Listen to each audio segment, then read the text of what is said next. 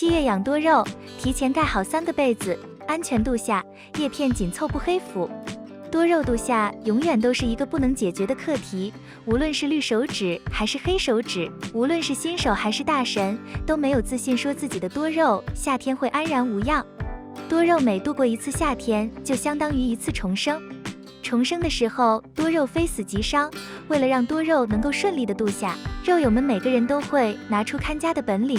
而关于多肉度夏的技巧，也是说也说不完，道也道不尽。大家好，这里是花花世界的频道，花花干啥啥不行，养多肉第2名。其实养护多肉还是很简单的，为了让多肉能安全度夏，建议在这个7月提前盖好3个被子，让多肉保持叶片紧凑状态，整个夏天都不化水不黑腐。特别是第3个被子，操作简单，可大大增加多肉的通风，将风险降到最低。快来一起看看吧。被子1，提前盖好遮阳棚。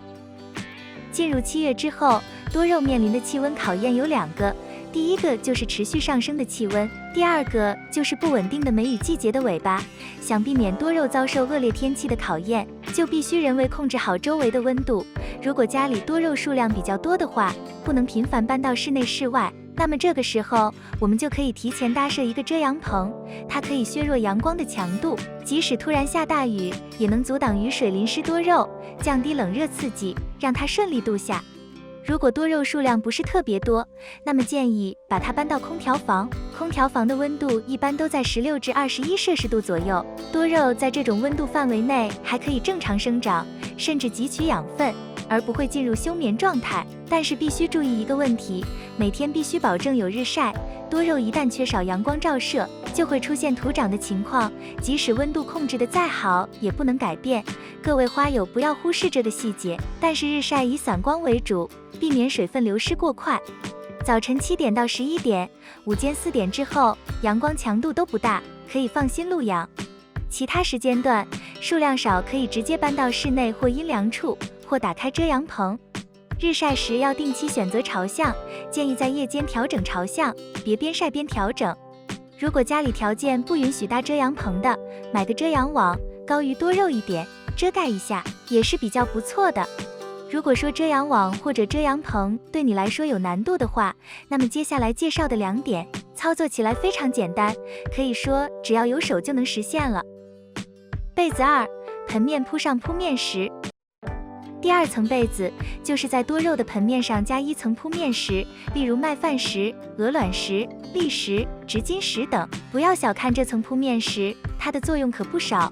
在这个7月，它主要起到3个作用。第一个作用，它可以阻挡热气的传播。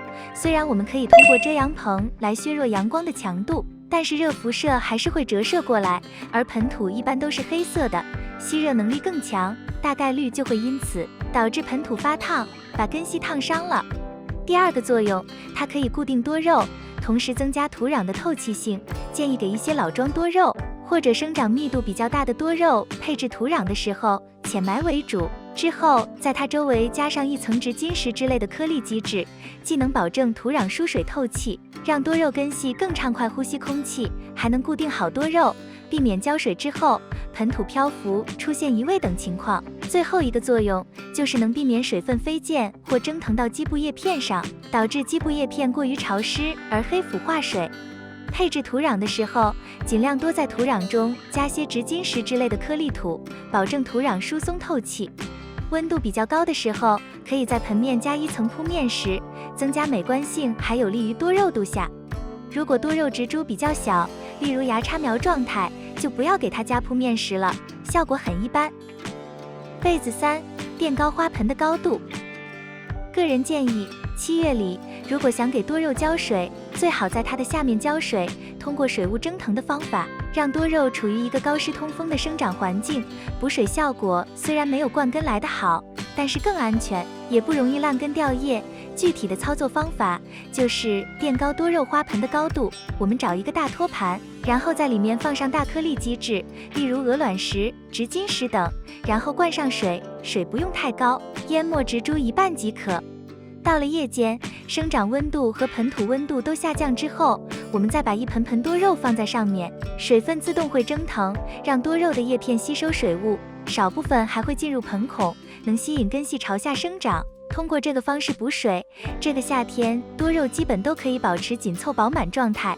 但是在养护过程中，我们也要注意喷洒杀虫剂，避免多肉滋生蚜虫或介壳虫，破坏它的健康。我们在间隔1个月的时候，就必须给多肉喷洒1次杀虫剂，避免虫害滋生。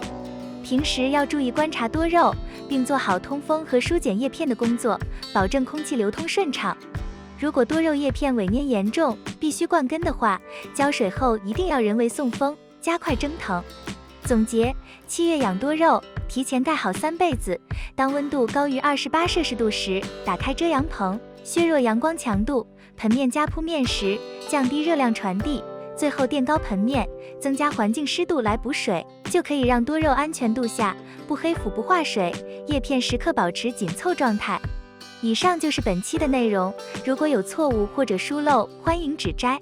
如果喜欢花花的内容，请点赞、关注并多多转发。